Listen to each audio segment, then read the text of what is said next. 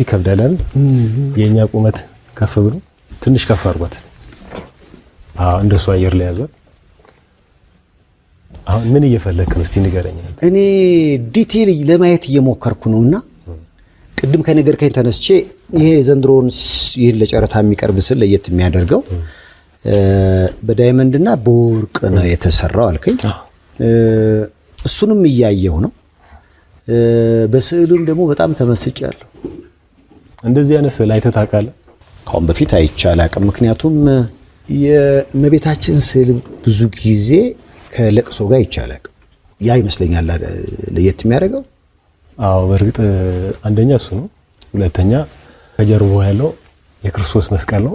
ይሄ የሚወርደው ደሙ እንግዲህ የደሙ ደርቆ ነው የምታየው። በጣም ተሰብራ ነው እዚህ ጋር ያለው ሐሳቧ ማለት ነው። ማለት ስሜቷ በጣም የምትወደው ልጇ ወዳጇ እንግዲህ ከመስቀል ላይ ካወረዱት በኋላ ወደ መቃብር የወሰዱበት ታይም ላይ ነው ያለችው።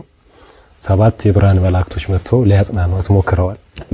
አባቷ ቅዱስ ዳዊት መጥቶ ሊያጽናናት ሞክሯል። ግን እሷ ልትጽናና አልቻለችም። በትንቢት አረጋዊ ስምዖን እንግዲህ ገና ልጅ እያለ የነገራት አንድ ታሪክ ነበረ። የሉቃስ ወንጌል ምዕራፍ 2 ከቁጥር ከ34 እስከ 35 ላይ ያለው ወንጌል ላይ ያለ ቃል ነው። በነፍስሽ ሰይፍ ያልፋል ብሎ ተናግሯታል። ያንን በተሰማትም ሰዓት በጣም ፊላጋ ተሰምቷታል። ብዙ ጊዜ ሰዎች እኛ እንደምንሞት እናውቃለን። ይደብረናል፣ ደስ አይለንም። እሷ ደግሞ እያንዳንዱ መከራው ላይ እያየችው አብራው ነው ሄደችው። የመጨረሻ ታይም ላይ ድክም ብሏት አቅሟ በሆነበት ሰዓት ላይ ነው እንግዲህ ንግስት የሆነች እናት ስብር ብላ የምናየው ማለት ነው። ያ ትንቢት የተፈጸመበት ነው። 5 ዳይመንዶች አሉ። ዳይመንዶቹ በጣም ዲቴል ላይ ይታዩ ይችላሉ። ምክንያቱም ትንሽ እኔ አይቻቸዋለሁ።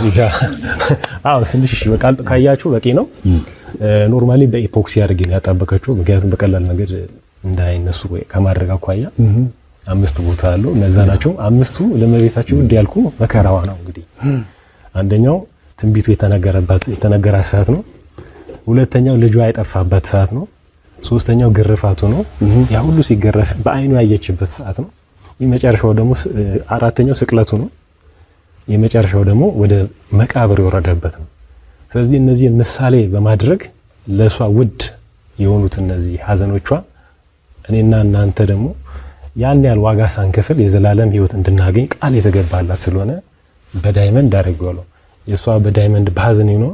የኔ እናንተ ሕይወት ደግሞ በደስታ መንግስት ሰማያት በማግኘት በዳይመንድ ቀይረዋለች ማለት ነው። ስለዚህ ይሄንን ልጇ ይገባላት በሷ ሀዘን ምክንያት የተሰጣት ያንን በማስመልከት ከተለመደው